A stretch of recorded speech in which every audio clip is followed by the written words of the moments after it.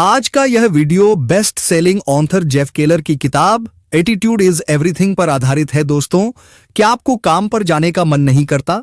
क्या आप थके हुए, निराश और असहाय महसूस करते हैं?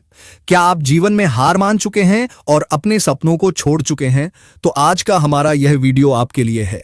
इस वीडियो में हम जानेंगे कि कैसे एक सफल और खुशहाल जीवन की शुरुआत आपके एटीट्यूड से होती है और आप कभी भी अपने एटीट्यूड को कंट्रोल कर सकते हैं और उसे बदल सकते हैं, चाहे आपका एटीट्यूड पॉजिटिव हो या नेगेटिव। जेफ केलर की यह किताब आपको बताएगी कि आप कैसे अपने सही एटीट्यूड के जरिए मनचाही सफलता पा सकते हैं और कैसे आप अपनी पर्सनल और प्रोफेशनल जीवन को बेहतर बना सकते हैं। इस वीडियो के अंत में मैं बताए गए सभी महत्वपूर्ण बातों को संक्षिप्त में दोबारा दोहरा दूंगा ताकि इस वीडियो में बताई गई बातें आपको आसानी से याद रहे। तो इस वीडियो को अंत देखना मत भूलिएगा। तो चलिए शुरुआत करते हैं पहले चैप्टर से, the night that changed my life. लेखक जेफ केलर 1980 में लॉ स्कूल से वकालत पास करने के बाद कई सालों तक वकालत का काम करते रहे, लेकिन अपने लॉ के करियर में उनको परेशानियां आ रही थीं और वे अपने जीवन से बिल्कुल खुश नहीं थे। कोर्ट में चलने वाली लंबी प्रक्रिया और वकीलों की झूठी दलीलों के कारण वह अक्सर परेशान रहा करते थे।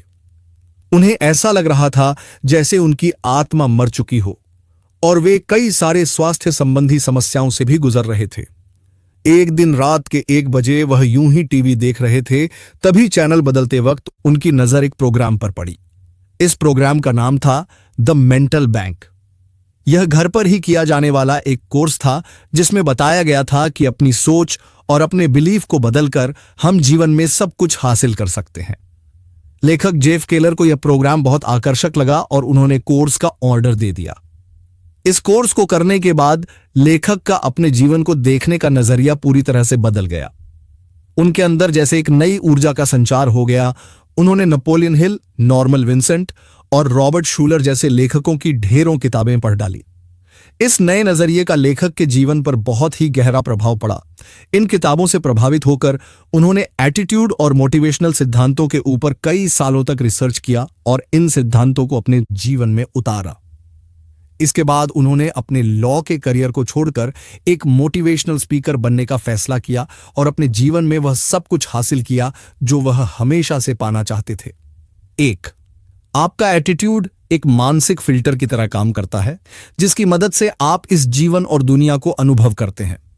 कुछ लोग पॉजिटिव नजरिए से दुनिया को देखते हैं तो वहीं कुछ लोग नेगेटिव नजरिए से दुनिया को देखते हैं। पॉजिटिव एटीट्यूड वाले लोग ऐसा सोचते हैं कि हां, मैं ये काम कर सकता हूं, वही नेगेटिव एटीट्यूड वाले लोग सोचते हैं कि नहीं, मैं ये काम नहीं कर सकता। लेखक मार्क और हेनरी नाम के 2 लोगों की कहानी के जरिए हमें पॉजिटिव और नेगेटिव एटीट्यूड का उदाहरण देते हैं। मार्क लंच टाइम में एक रेस्टोरेंट में जाता है और उसके कुछ मिनट बाद हेनरी भी उसी रेस्टोरेंट में जाता है। दोनों एक ही टेबल पर बैठते हैं। वेटर एक ही समय पर मार्क और हेनरी का ऑर्डर लेता है और एक ही साथ उन दोनों को खाना भी सर्व करता है। दोनों लोगों ने अपने खाने के लिए एक समान ही इंतजार किया, लेकिन मार्क ने अपना लंच बहुत एंजॉय किया और वह खुशी खुशी अपने काम पर लौट गया। वही हेनरी अपने नेगेटिव एटीट्यूड के चलते खाना मिलने में देरी होने के कारण बहुत नाराज और परेशान था। हमारा एटीट्यूड एक खिड़की के जैसा होता है जो कि बचपन में बिल्कुल साफ होता है, लेकिन जैसे जैसे हम बड़े होते जाते हैं इस खिड़की पर धूल जमती जाती है। बचपन में हर बच्चे को लगता है कि वह कुछ भी कर सकता है, लेकिन जैसे जैसे वह बड़ा होता है तो लोगों की आलोचना, निराशा, सेल्फ डाउट और रिजेक्शन के कारण उसके मेंटल एटीट्यूड की खिड़की धीरे धीरे मैली हो जाती है। लेकिन अच्छी बात यह है कि हम इस लड़की को साफ कर सकते हैं और अपने एटीट्यूड को पूरी तरह से बदल सकते हैं। अमेरिकन लेखक ह्यूब डाउन्स ने कहा है कि एक खुश इंसान वह नहीं है जिसकी परिस्थितियां उचित है, बल्कि वह है जिसके पास उचित एटीट्यूड है। 2. You are a human magnet. Earl Nightingale का एक कोट है, we become what we think about, यानी कि हम जो सोचते हैं हम वही बन जाते हैं। लेखक के अनुसार इंसान एक ह्यूमन मैग्नेट की तरह होता है। आप जाने या अनजाने में अपनी सोच और भावनाओं को ब्रह्मांड में भेजते रहते हैं और एक ह्यूमन मैग्नेट की तरह उन चीजों और परिस्थितियों को आकर्षित करते हैं जिसके बारे में आप ज्यादातर सोचते हैं। यदि आप नेगेटिव सोच और भावनाएं रखते हैं तो आप नेगेटिव परिस्थितियों को ही आकर्षित करेंगे। आपके विचार के अनुसार आपका मन लोगों और परिस्थितियों को आकर्षित करता है। उदाहरण के लिए बिल नाम का एक व्यक्ति सोचता है कि वह साल में $1 लाख कमा सकता है, इसलिए वह $1 लाख कमाने का लक्ष्य बनाता है। यदि बिल अपने मन में इस पॉजिटिव विचार को हमेशा रखता है तो वह ऐसे अवसरों और परिस्थितियों को आकर्षित करेगा जो उसे अपने लक्ष्य को आसानी से हासिल करने में उसकी मदद करेंगे। लेकिन यदि बिल अपने मन में यह नेगेटिव विचार रखता है कि वह साल में $1 लाख नहीं कमा सकता, तो वह कभी भी अपने लक्ष्य को प्राप्त नहीं कर पाएगा। लेखक का कहना है कि आपके पुराने विचार ही आपको वहां तक लाए हैं जहां आप आज हैं, और आपके विचार ही यह सुनिश्चित करेंगे कि आप भविष्य में क्या करेंगे। प्राचीन रोमन कवि वर्जिल का कहना था कि लोग कोई भी काम तभी कर सकते हैं जब वह ऐसा सोचते हैं कि वह ऐसा कर सकते हैं। 3 way to success. Singer Celine Dion से जब एक इंटरव्यू में पूछा गया कि क्या उन्होंने कभी सोचा था कि वह एक मशहूर सिंगर बनेंगी और हजारों लोग उनका कॉन्सर्ट देखने आएंगे, सिंगर सेलिन डियोन ने कहा कि इसमें से कोई भी बात उन्हें आश्चर्यजनक नहीं लगती है, क्योंकि वह 5 वर्ष की उम्र से ही अपने मन में इस प्रकार के चित्र बना रही थी। सपनों को हकीकत में बदलने के लिए विजुअलाइजेशन की प्रक्रिया बहुत कारगर होती है। दुर्भाग्यवश हम में से ज्यादातर लोग अपने मन में नेगेटिव चीजों और परिस्थितियों का चित्र बनाते रहते हैं, जिससे हमारे जीवन में दुख और परेशानियां आती है। विजुअलाइजेशन वह प्रक्रिया है जिसकी सहायता से हम अपनी मनचाही चीजों का चित्र अपने मन में बनाते हैं। इस प्रक्रिया की मदद से आप यह निर्धारित कर सकते हैं कि आप किस प्रकार के संबंध चाहते हैं, आप जीवन में कितनी सफलता पाना चाहते हैं और कितने पैसे कमाना चाहते हैं।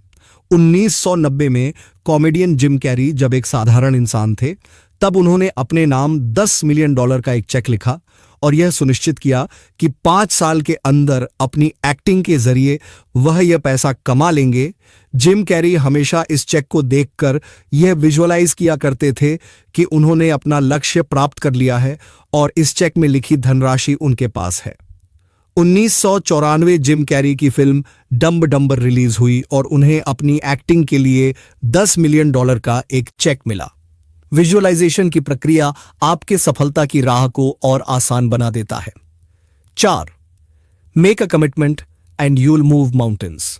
लेखक के अनुसार जो लोग अपने लक्ष्य के प्रति पूरी तरह से कमिटेड अर्थात समर्पित रहते हैं, उनके लिए सफलता के दरवाजे अपने आप खुल जाते हैं। उदाहरण के लिए डेविड बल्डाच्ची एक बहुत बड़े उपन्यासकार बनना चाहते थे, लेकिन उनके पास लिखने का कोई खास अनुभव और कुशलता नहीं थी। शुरुआत के कई वर्षों तक वह एक नॉवल भी पूरा नहीं कर पाए थे। वह हर दिन सुबह होने के साथ ही लिखना शुरू कर देते थे और अपनी लिखने की कुशलता को बढ़ाने की कोशिश करते थे।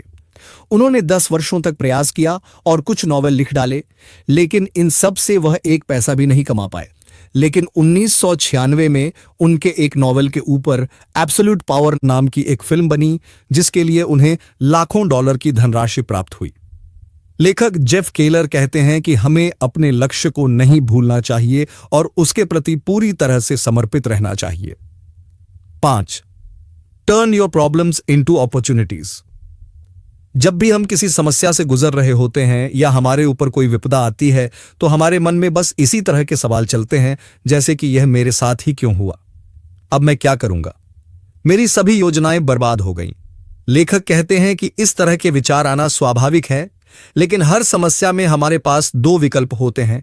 या तो हम समस्या में पूरी तरह डूबकर अपना जीवन बर्बाद कर ले, या फिर उस समस्या से सीख लेकर जीवन में आगे बढ़े।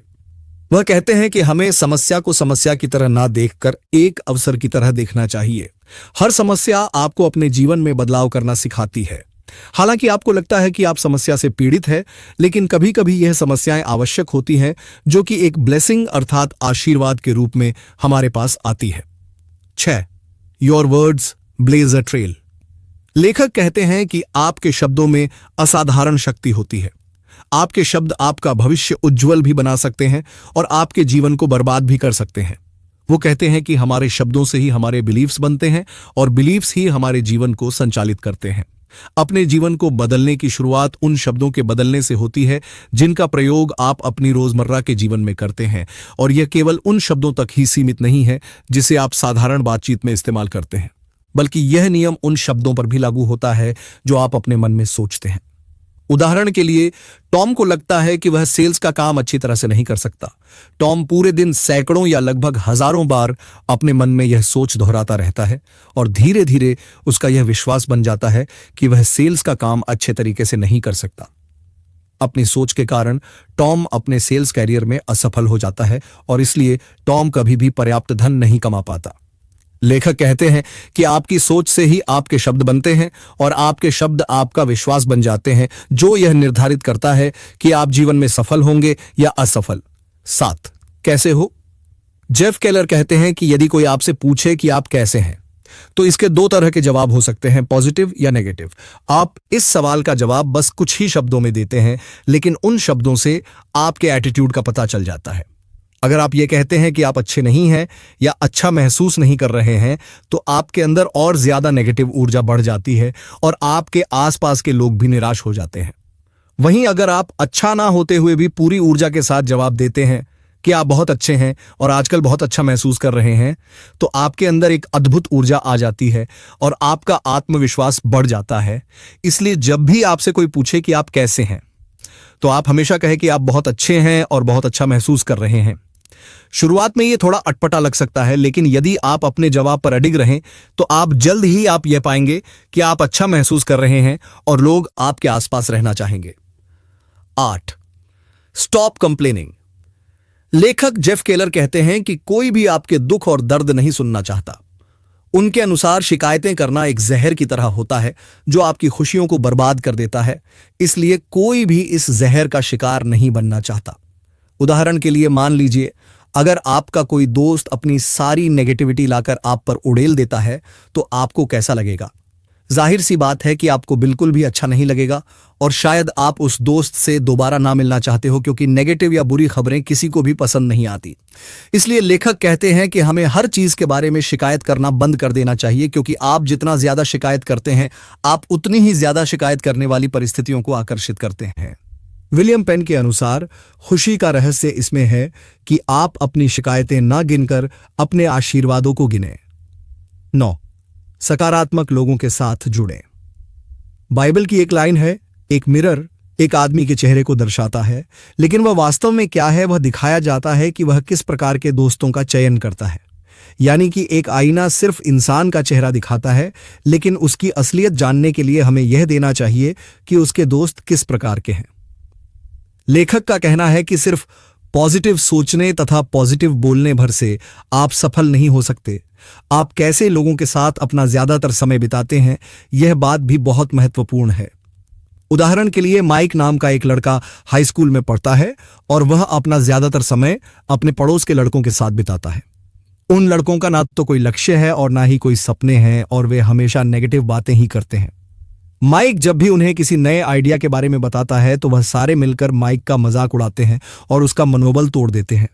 लेकिन जब माइक अपनी आगे की पढ़ाई के लिए कॉलेज में भर्ती हुआ, तो वहां उसे नए दोस्त मिले जो जीवन के प्रति पॉजिटिव थे और जीवन में कुछ बनना चाहते थे और हासिल करना चाहते हैं। माइक ने अपने पुराने दोस्तों को छोड़कर नए दोस्तों के साथ रहने का फैसला किया। माइक को तुरंत ही इसके अद्भुत परिणाम मिले। उनके साथ रहकर माइक को अच्छा महसूस होने लगा और उसने अपने भविष्य के लक्ष्य निर्धारित कर लिए। कॉलेज खत्म करते हैं माइक ने अपना बिजनेस शुरू किया और कुछ ही सालों में एक सफल इंसान बन गया। लेखक कहते हैं कि आप जिन लोगों के साथ अपना समय बिताते हैं, वह आपका भविष्य निर्धारित करते हैं। हमने अपने ब्रेन बुक चैनल में इस टॉपिक के ऊपर एक डिटेल में वीडियो बनाई है। आप डिस्क्रिप्शन में दिए गए लिंक पर जाकर वह वीडियो देख सकते हैं, जिससे आपको यह अच्छी तरह से आइडिया हो जाएगा कि सफल होने के लिए आपके आसपास पॉजिटिव वातावरण और पॉजिटिव लोगों का कितना महत्व है। 10.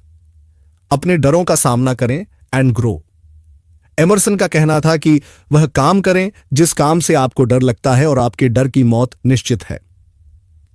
लेखक कहते हैं कि सफलता प्राप्त करने के लिए आपको अपने कंफर्ट जोन से बाहर आना होगा और इसका सबसे अच्छा तरीका यह है कि वह काम किया जाए जिसे करने में आपको डर लगता है। अगर आप कोई काम करना चाहते हैं लेकिन असफल होने से डरते हैं, तो आपको वह काम जरूर करना चाहिए, क्योंकि इसके अलावा आपके पास दूसरा कोई विकल्प नहीं है।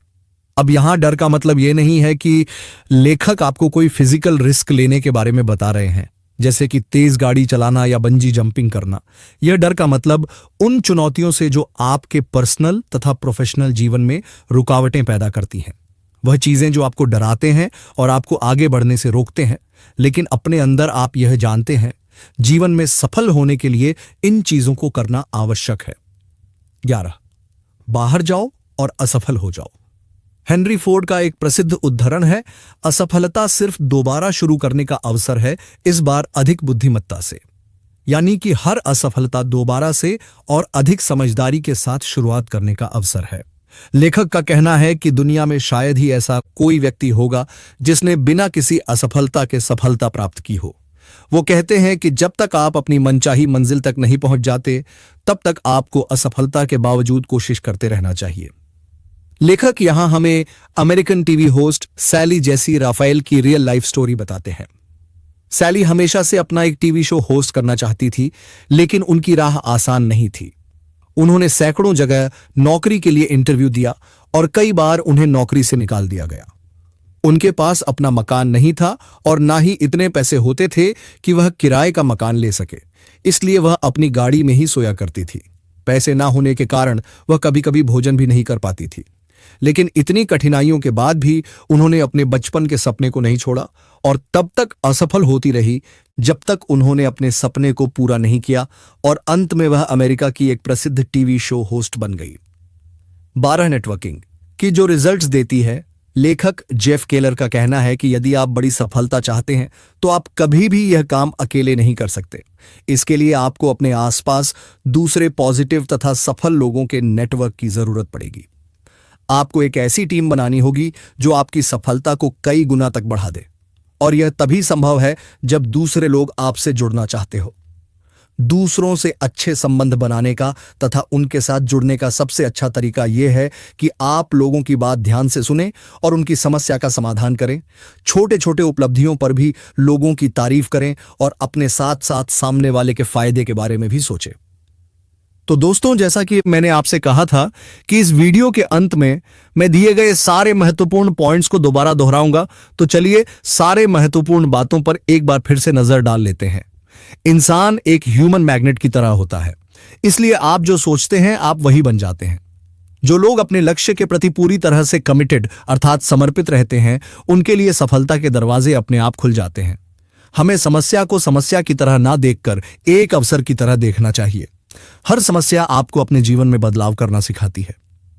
आपके शब्दों में असाधारण शक्ति होती है। आपके शब्द आपका भविष्य उज्जवल भी बना सकते हैं और आपके जीवन को बर्बाद भी कर सकते हैं। सफलता प्राप्त करने के लिए आपको अपने कंफर्ट जोन से बाहर आना होगा, और इसका सबसे अच्छा तरीका यह है कि वह काम किया जाए जिसे करने में आपको डर लगता है। यदि आप बड़ी सफलता चाहते हैं तो आप कभी भी यह काम अकेले नहीं कर सकते। इसके लिए आपको अपने आसपास दूसरे पॉजिटिव तथा सफल लोगों के नेटवर्क की जरूरत पड़ेगी।